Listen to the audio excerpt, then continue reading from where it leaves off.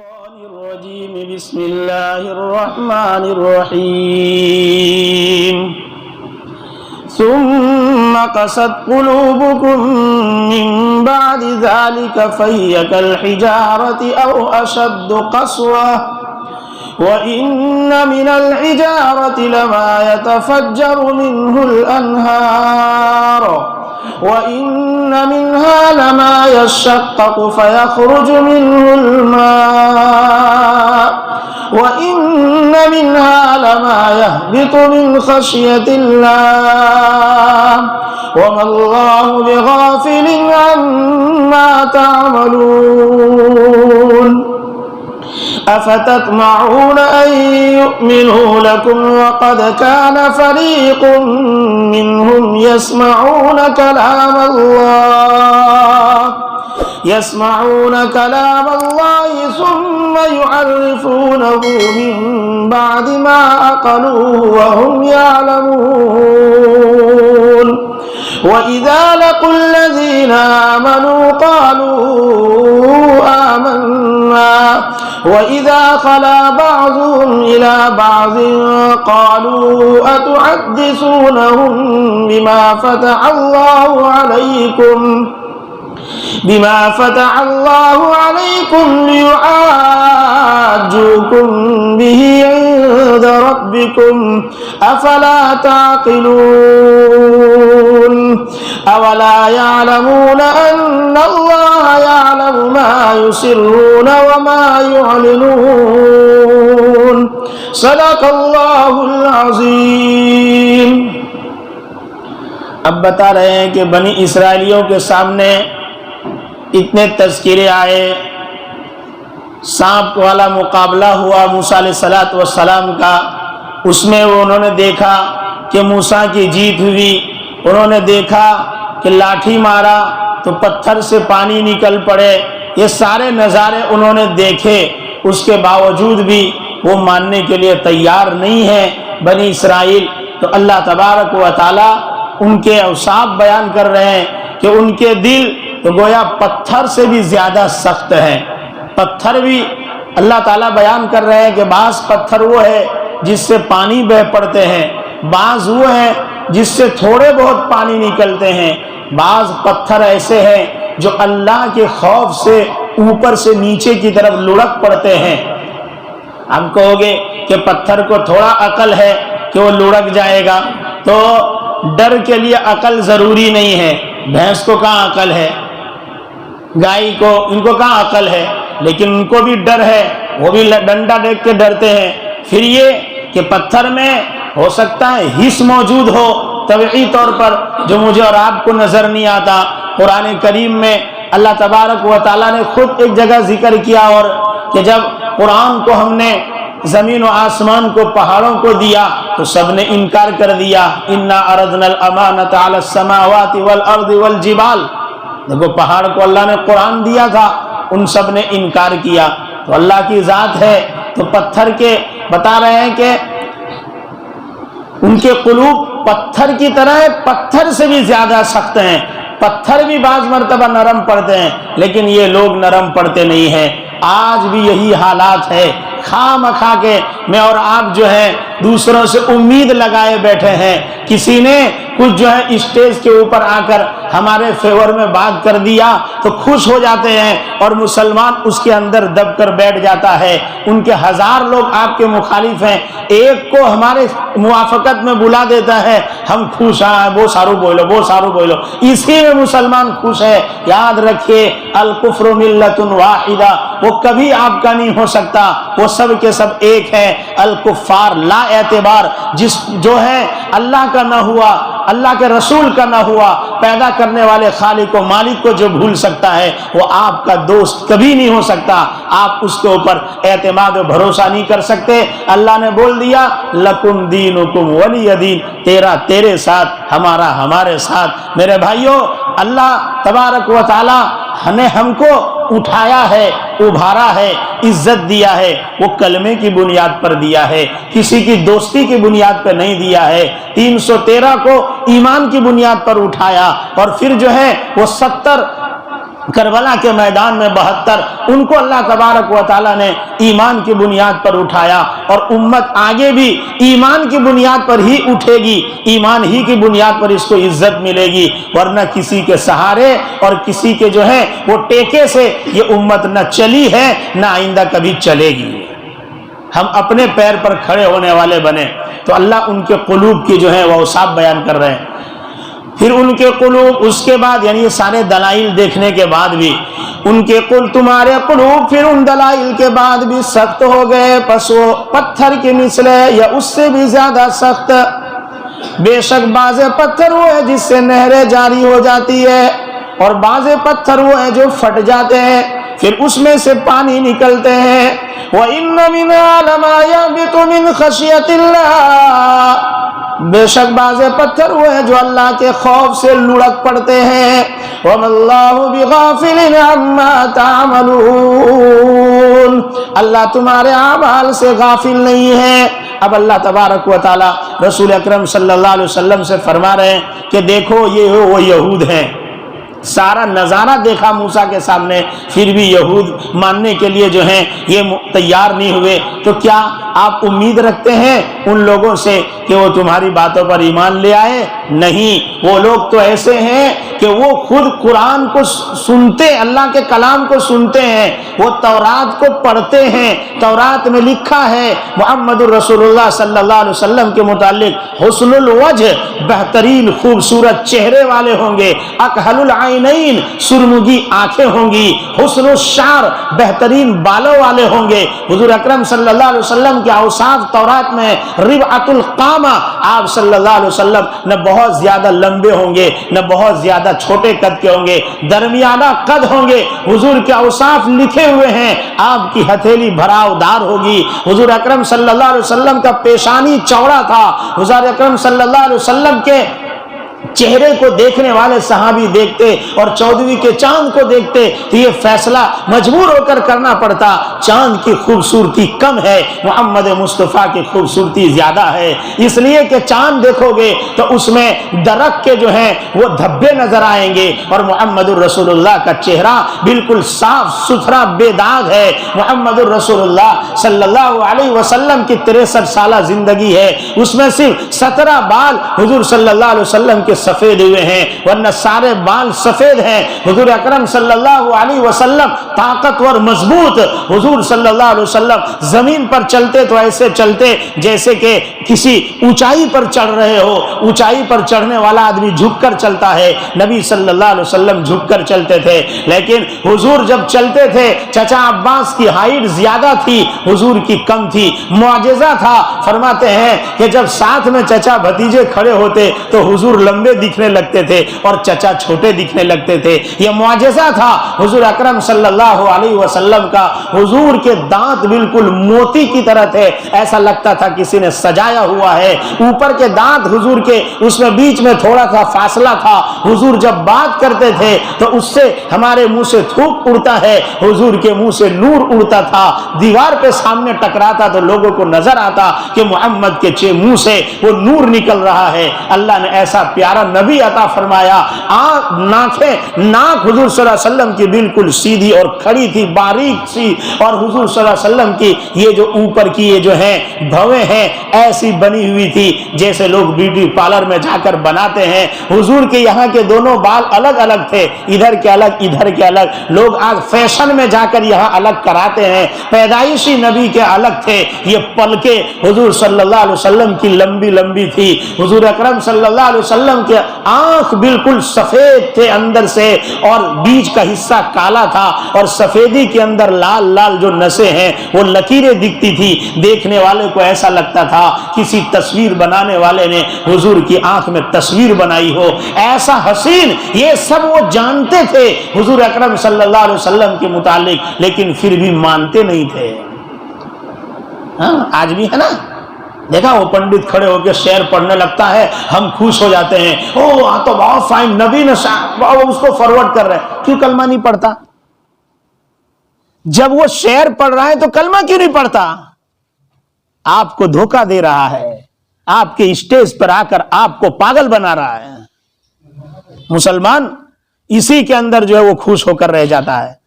मेरे भाइयों, ये मेरे और आपके प्यारे रसूल हैं। आप सल्लल्लाहु अलैहि वसल्लम के कदम मुबारक बरावदार थे, एकदम मजबूती के साथ पैर रखते थे। हुजूर अकरम सल्लल्लाहु अलैहि वसल्लम का जो जिस्म है, पूरे जिस्म के ऊपर बाल नहीं थे, सिर्फ पीछे मेहर नबूवत थी, अंडे के मिस्र उस पे लिखा हुआ था मुहम्मदुर रसूलुल्लाह।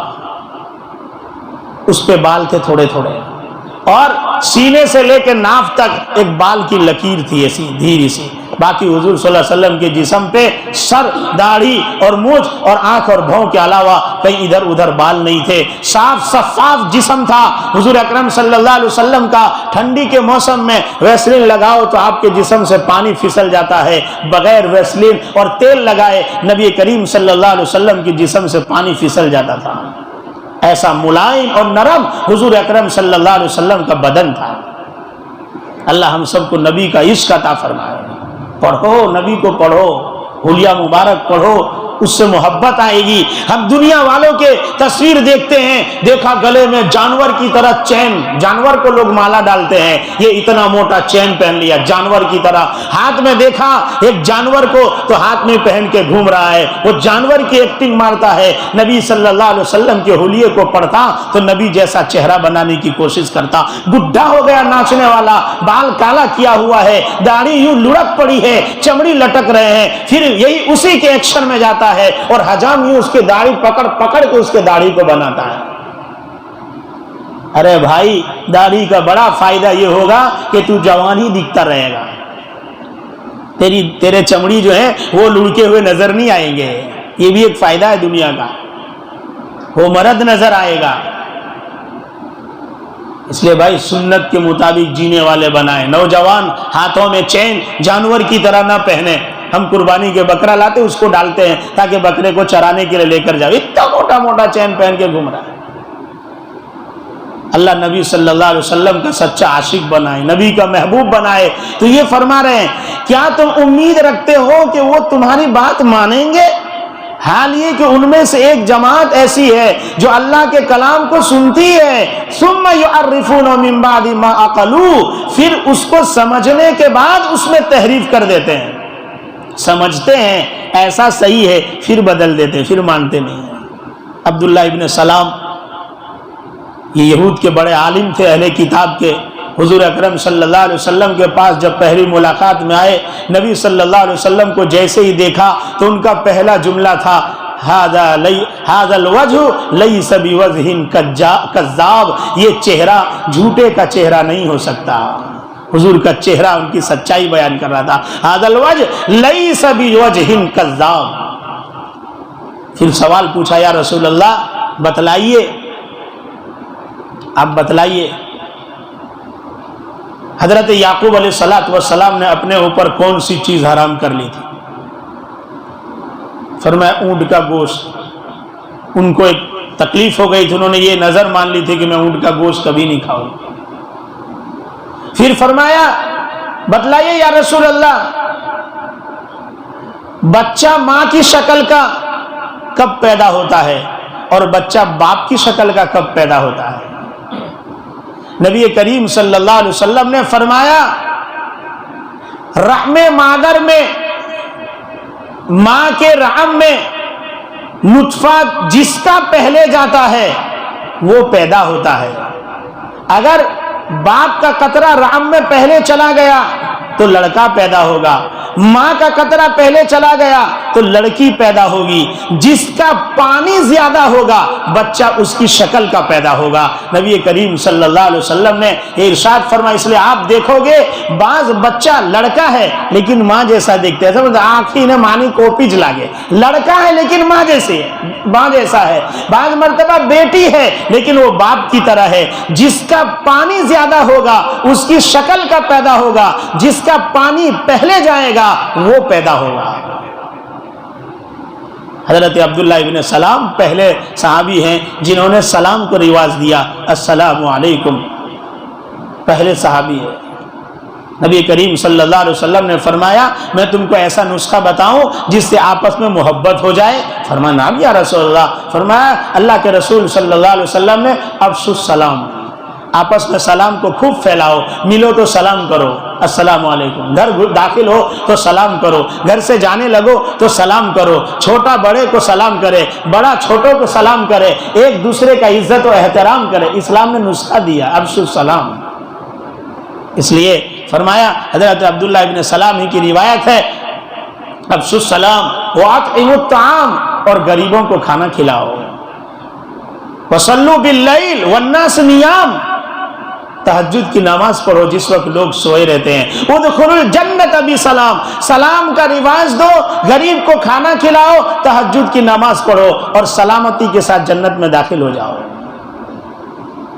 ہاں وہ تحریف کرتے تھے، حضور کی بات سنتے اور یہودی اس کو بدل دیتے، لکھا کچھ ہوتا اس کو کچھ لکھ دیتے، اس کا آگے بیان ہونے جا رہا ہے۔ بات اس کے کہ جو کچھ وہ سمجھتے ہیں، حال یہ کہ وہ جانتے ہیں، اور وہ لوگ ایسے ملتے ہیں جب ایمان والوں سے کہتے ہیں ہم ایمان لے آئے، وَإِذَا خَلَا بَعْضُهُمْ إِلَىٰ بَعْضٍ، اور جب وہ آپس میں ایک دوسرے سے ملاقات کرتے ہیں تو کہتے ہیں أَتُحَدِّثُونَهُمْ بِمَا فَتَحَ اللَّهُ عَلَيْكُمْ، کیا تم بات کرتے ہو ان سے، یعنی مسلمانوں سے، وہی آپس میں بات کرتے، جس کے ذریعے اللہ تبارک و تعالیٰ تمہارے اوپر حالات کھول دے گا تاکہ وہ حجت بازی کرے اس کے ذریعے تمہارے رب کے پاس، یعنی کہتے تم محمد کے پاس جا کے بتاتے ہو ہماری کتاب میں ایسا ایسا لکھا ہے، کل قیامت میں کہیں گے اللہ ان کی کتاب میں لکھا تھا، یہ بولتے تھے پھر بھی نہیں مانا، تو کہا بتاتے کیوں؟ حضور کے پاس جایا مت کرو۔ افلا تعقلون، کیا تم سمجھتے نہیں ہیں؟ اولا یعلمون، کیا وہ نہیں جانتے کہ اللہ جانتا ہے جس کو وہ چھپاتے ہیں جس کو وہ ظاہر کرتے ہیں؟ کہ نبی کے پاس جا کر بولو کہ نہیں بولو، اللہ کو تو سب معلوم ہے، اللہ تبارک و تعالیٰ تو دلوں کی بھیدوں سے بھی واقف، انسان سوچتا ہے نا، سوچتا ہے، اللہ کو بھی معلوم ہے، علیم بذات الصدور، اس کو پتا ہے جو چیز ہم کو نہیں دکھتی وہ اللہ کو دکھتا ہے، ہمارے جسم میں ہم کو نہیں دکھتا، ارے بھائی ہم کو اپنا چہرہ نہیں دیکھتا، دیکھنے کے لیے آئینے میں جانا پڑے گا، اپنا انسان دوسرے کے سارے عیوب دیکھ سکتا ہے لیکن اپنا نہیں دیکھ سکتا، آئینے کے سامنے جانا۔ اس لیے نبی کریم صلی اللہ علیہ وسلم نے ایک جملہ ارشاد فرمایا المؤمن مرآۃ المؤمن، مومن مومن کے لیے آئینہ ہے، بہت اس میں بڑی نصیحت ہے۔ کہا یہ کیا؟ مومن مومن کے لیے آئینہ ہے، کہا آئینے کی خوبی ہے میں ابھی کھڑا رہوں گا وہ مجھے بتا دے گا کہ تیرے چہرے میں یہاں یہ دھبا اور یہ داغ ہے، مجھے ہی بتائے گا، میرے بعد ایک سیکنڈ کے بعد دوسرا کھڑا اس کو نہیں بتائے گا۔ کہ بس مومن بھی ایسا ہونا چاہیے جس کی غلطی اسی کو بتاوے، اس کی چگلی دوسرے کو نہ کرے۔ آئینے کے سامنے 1000 آدمی جائے گا لیکن وہ کبھی نہیں بتائے گا کہ 999 یہ عیب والے تھے۔ کہ آئینے کی صفت اپنے اندر پیدا کرو، المؤمن مرآۃ، المؤمن مومن کے لیے آئینہ ہوتا ہے، اس کے دھبے کو بتاتا ہے، اس کو تنہائی میں جا کر بتاؤ کہ آپ کے اندر یہ کمی، آپ اپنی اصلاح کرو، اللہ سب جانتا ہے۔ بتاتے ہیں آگے وَمِنْهُمْ أُمِّيُّونَ لَا يَعْلَمُونَ الْكِتَابَ إِلَّا أَمَانِيَّ وَإِنْهُمْ إِلَّا يَظُنُّونَ، ان میں بعض ان پڑھ ہیں، بالکل جاہل ہیں، وہ کتاب کو نہیں جانتے ہیں مگر وہ الا امانیہ آرزویں ہیں، نہیں ہے ان کی آرزویں مگر یہ ایک گمان ہے۔ اب وہ لوگ کیا کرتے تھے دیکھو، فویل للذین یکتبون الکتاب بایدیہم، ہلاکت ان لوگوں کے لیے جو اپنے ہاتھوں سے کتاب لکھتے وہ اپنے آپ لکھ لیتے تھے۔ دیکھیے اللہ تعالیٰ نے تورات کی حفاظت کی ذمہ داری نہیں لی، وہ ان کے سپرد کیا، قرآن کی حفاظت کی اللہ نے خود ذمہ داری لی ہے، اس لیے قرآن کی کوئی آیت کوئی لکھ نہیں سکتا، وہ تورات کی اپنے ہاتھ سے لکھ لیتے تھے۔ کوئی مالدار آدمی آتا اور مسئلہ پوچھتا تو ان کو خوش کرنے کے لیے لکھ دیتے، وہ ایک مٹا کے دوسرا لکھ دیتے، بولتے تھے کوئی تمہارے لیے تو ایسا ہے اندر میں، ان سے پیسہ لے لیتے ہدیہ۔ آج وہ علماء جو لوگوں کو خوش کرنے کی تقریر کرتے ہیں، بیٹھ کر منبر سے ایسی بات کرتے کرسی کے اوپر کہ وہ مالدار خوش ہو جاوے، دوبارہ مجھے بلاوے اور کور دے وے، انہی علماء کے ساتھ قیامت میں اٹھائے جائیں گے۔ یہ ان کا کام تھا۔ اس لیے کہ علماء کی بھی دو قسمیں ہیں، علماء حق اور علماء سو۔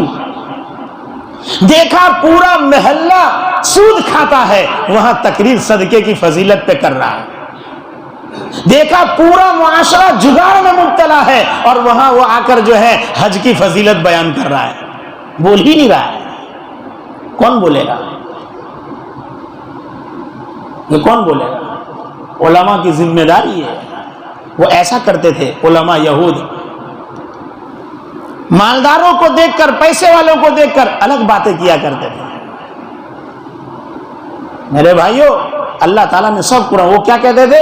اپنے ہاتھ سے لکھتے اور پھر کہتے ثم یقولون ھذا من عند اللہ لیشتروا بہ ثمنا قلیلا، پھر وہ کہتے یہ اللہ کی طرف سے ہے تاکہ اس کے ذریعے سے تھوڑا دنیا کا پیسہ کما سکے۔ قرآن کہہ رہا ہے، میں جو بول رہا ہوں اپنے اندر ہی ہے۔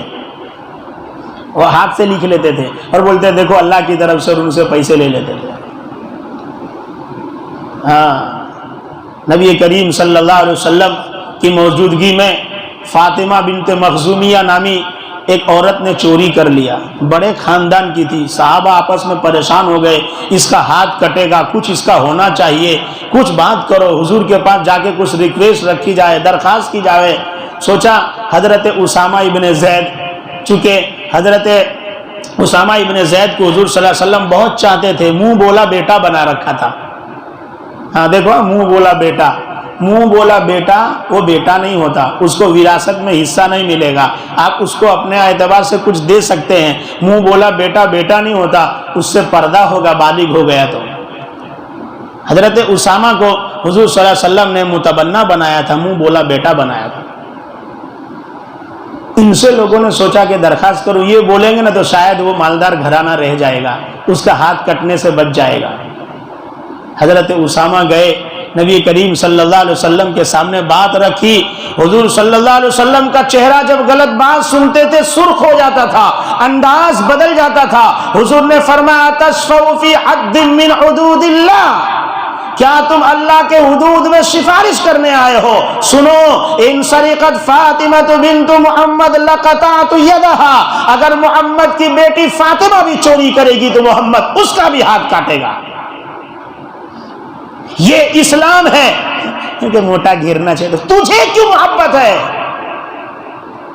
آج ایسے علماء موجود ہیں، ایسے لوگ موجود ہیں، امت تب تباہی کے اوپر جا رہی ہے، حق بولنے سے گھبرا رہے ہیں۔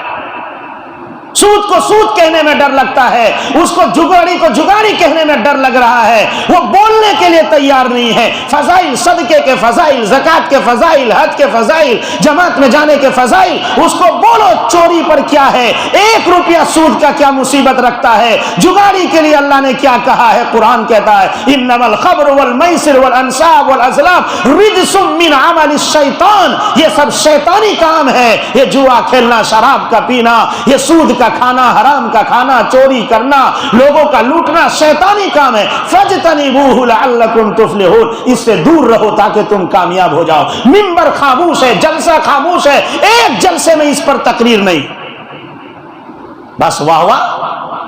25,000 روپے خرچہ کیے، مولانا بلایا، اسٹیج لگایا، سب کچھ کیا، اور 2-3 تعریفیں کی اور در فلاں بھائی نے بلایا، ماشاء اللہ یہ وہ فلاں، ان کی تعریف پہلے 15 منٹ۔ اب تو کچھ لوگ لسٹ لکھ کر پہلے نام لے کے تعریف کرتے، یہ ہمارا کام ہو گیا، اس وجہ سے ہم پیچھے ہیں۔ ورنہ قرآن ہمارے لیے درس ہے، قرآن ہدایت ہے، اگر ہم اس پر عمل کریں گے تو انشاءاللہ ہماری نسلیں آباد رہے گی، اس کو کوئی آنکھ اٹھا کر دیکھ نہیں سکے گا۔ کوئی نہیں دیکھ سکتا تھا صحابہ کی جماعت کو، تھوڑے تھے، مجال نہیں ہوتی تھی کوئی آنکھ اٹھا کر دیکھے، کیوں؟ انہوں نے قرآن کو سینے میں بسایا تھا۔